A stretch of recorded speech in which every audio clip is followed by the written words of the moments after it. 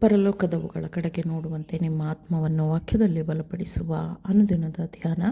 ಇಂದಿನ ಧ್ಯಾನದ ಶೀರ್ಷಿಕೆ ಕ್ರೈಸ್ತ ಸದ್ಗುಣಗಳನ್ನು ಬೆಳೆಸಿಕೊಳ್ಳಿರಿ.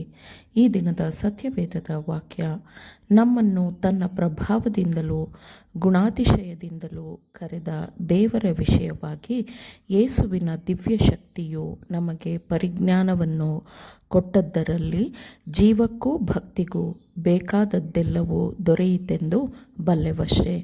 2 ಪೇತ್ರ 1ನೇ ಅಧ್ಯಾಯ 3ನೇ ವಚನ. ಸ್ವಲ್ಪವಾದದ್ದರಲ್ಲಿ ನಂಬಿಗಸ್ತನಾದವನು ಬಹಳವಾದದ್ದರಲ್ಲಿಯೂ ನಂಬಿಗಸ್ತನಾಗುವನು ಎಂದು ದೇವರ ವಾಕ್ಯವು ಪ್ರಕಟಪಡಿಸುವಂತೆ ಆ ವಾಕ್ಯವನ್ನು ಜ್ಞಾಪಕದಲ್ಲಿಟ್ಟುಕೊಂಡು ನಿಜವಾದ ಕ್ರೈಸ್ತರು ಸಣ್ಣ ವಿಷಯಗಳಲ್ಲಿಯೂ ನಂಬಿಗಸ್ತರಾಗಿರುತ್ತಾರೆ. ಕ್ರಿಸ್ತನ ವಾಕ್ಯಕ್ಕೆ ನಂಬಿಕೆಯಿಂದ ದೃಢವಾದ ವಿಧೇಯತೆಯಿಂದ ತಲೆಬಾಗಿದರೆ ಅದು ಮನುಷ್ಯರ ಮನಸ್ಸನ್ನು ಶುದ್ಧವಾಗಿಸುತ್ತದೆ. ಅದು ಅವರ ಮನಸ್ಸಿನ ಉದ್ದೇಶದಲ್ಲಿ ದೃಢ ನಿಶ್ಚಯವನ್ನು ತರುವುದಲ್ಲದೆ ಅವರ ಜೀವನದ ಪ್ರತಿಯೊಂದು ಹಂತದಲ್ಲೂ ಅವರನ್ನು ನಂಬಿಗಸ್ತರನ್ನಾಗಿ ಮಾಡುತ್ತದೆ. ನಿಜವಾದ ಸೇವೆಯು ದೇವರ ಪ್ರೀತಿಯಿಂದ ಉಂಟಾದ ಪರಿಮಳಯುಕ್ತವಾದ ಹೃದಯದ ಅನಾವರಣವಾಗಿರುತ್ತದೆ. ಅಂತಹ ಸೇವೆಯು ಈ ಜೀವನದಲ್ಲಿ ಗುಣಸ್ವಭಾವಕ್ಕೆ ಉದಾತ್ತತೆಯನ್ನು ನೀಡುತ್ತದೆ. ಈ ಪ್ರಭಾವದಡಿಯಲ್ಲಿ ದೇವರ ಮೇಲಿನ ಪ್ರೀತಿ ಮತ್ತು ಮನುಷ್ಯನ ಮೇಲಿನ ಪ್ರೀತಿಯು ತುಟಿಗಳಿಂದ ಹೊರಬರುವುದಲ್ಲದೆ ಕ್ರಿಯೆಗಳಿಂದಲೂ ಪ್ರಕಟಗೊಳ್ಳುತ್ತದೆ. ದೇವರು ಕೊಟ್ಟಿರುವ ಮಾತನಾಡುವ ಉಡುಗೊರೆಯನ್ನು ದೇವರ ಜನರು ಪರಿಶುದ್ಧಾತ್ಮನ ಪ್ರಭಾವ ಮತ್ತು ನಿಯಂತ್ರಣದಲ್ಲಿ ಇರಿಸಿದಾಗ ದೇವರು ಪ್ರೀತಿ ಸ್ವರೂಪನು ಎಂಬ ಸಂದೇಶವನ್ನು ಸಾವಿರಾರು ಜನರು ಕೇಳುತ್ತಾರೆ. ಅದು ಮಾತ್ರವಲ್ಲದೆ ದೇವರು ಲೋಕದ ಮೇಲೆ ಪ್ರೀತಿಯನ್ನಿಟ್ಟು ತನ್ನ ಒಬ್ಬನೇ ಮಗನನ್ನು ಕೊಟ್ಟನು. ಆತನನ್ನು ನಂಬುವ ಒಬ್ಬನಾದರೂ ನಾಶವಾಗದೆ ನಿತ್ಯ ಜೀವವನ್ನು ಪಡೆಯಬೇಕು ಎಂಬ ಸಂದೇಶವನ್ನು ಸಾವಿರಾರು ಜನರು ಕೇಳುತ್ತಾರೆ. ದೇವರ ಅನಂತ ಪ್ರೀತಿಯ ಹೃದಯವು ಪ್ರತಿಯೊಬ್ಬ ಮನುಷ್ಯನನ್ನು ಅಪ್ಪಿಕೊಳ್ಳುತ್ತದೆ.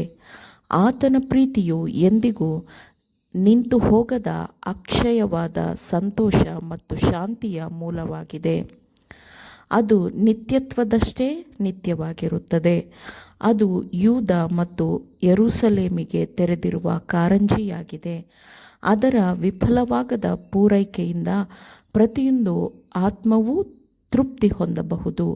ಈ ಪ್ರೀತಿಯು ದೇವರ ಜೀವನವಾಗಿದ್ದು ಆತ್ಮದಲ್ಲಿ ಮಾನಸಾಂತರದ ಬಲದೊಂದಿಗೆ ಕೆಲಸ ಮಾಡುತ್ತದೆ. ಕ್ರೈಸ್ತೀಯ ಗುಣ ಸ್ವಭಾವವನ್ನು ಪೂರ್ಣಗೊಳಿಸುತ್ತದೆ. ಮಾನವರನ್ನು ದೈವಿಕ ಸ್ವಭಾವದ ಪಾಲುಗಾರರನ್ನಾಗಿ ಮಾಡುತ್ತದೆ. ಪ್ರೀತಿ ಮತ್ತು ಜೀವದ ಈ ಜೀವವುಳ್ಳ ತೊರೆಯು ಕ್ರಿಸ್ತನ ಮೂಲಕ ಲೋಕಕ್ಕೆ ಹರಿಯುತ್ತದೆ. ಕ್ರೈಸ್ತೀಯ ಯುದ್ಧ ಜೀವನದಲ್ಲಿ ಆತ್ಮೀಕವಾದ ಜೀವನ, ಧೈರ್ಯ, ದೃಢತೆ ಮತ್ತು ದೃಢ ನಿರ್ಧಾರದ ಅಗತ್ಯವಿರುತ್ತದೆ. ದೇವರಲ್ಲಿದ್ದು ಬಲದಿಂದಿರಿ. ಮಾನವ ಧೈರ್ಯವು ಸಾಕಾಗುವುದಿಲ್ಲ. ಒಬ್ಬ ಕ್ರೈಸ್ತೀಯ ಸಿಪಾಯಿಯು ದೇವರಲ್ಲಿ ಬಲಶಾಲಿಯಾಗಿರಬೇಕು. ದೇವರು ಸರ್ವಶಕ್ತನು. ಆತನ ಬಲದ ಸರ್ವಶಕ್ತತೆಯಲ್ಲಿ ರಕ್ಷಾ ಕವಚವನ್ನು ಧರಿಸಿಕೊಳ್ಳಿರಿ. ಆತ್ಮಗಳ ಶತ್ರುವಾಗಿರುವವನ ವಿರುದ್ಧ ರಕ್ಷಣೆಯ ಎಲ್ಲ ಸರಿಯಾದ ವಿಧಾನಗಳನ್ನು ಬಳಸಿಕೊಳ್ಳಿರಿ. ನಿಮಗಾಗಿ ನಿಮ್ಮ ವೈಯಕ್ತಿಕ ಗುಣ ಸ್ವಭಾವವನ್ನು ಪರಿಪೂರ್ಣಗೊಳಿಸಿಕೊಳ್ಳಲು ನೀವೇ ಎಲ್ಲವೂ ಆಗಿರುತ್ತೀರಿ. ಶೋಧನೆಯನ್ನು ವಿರೋಧಿಸಿರಿ.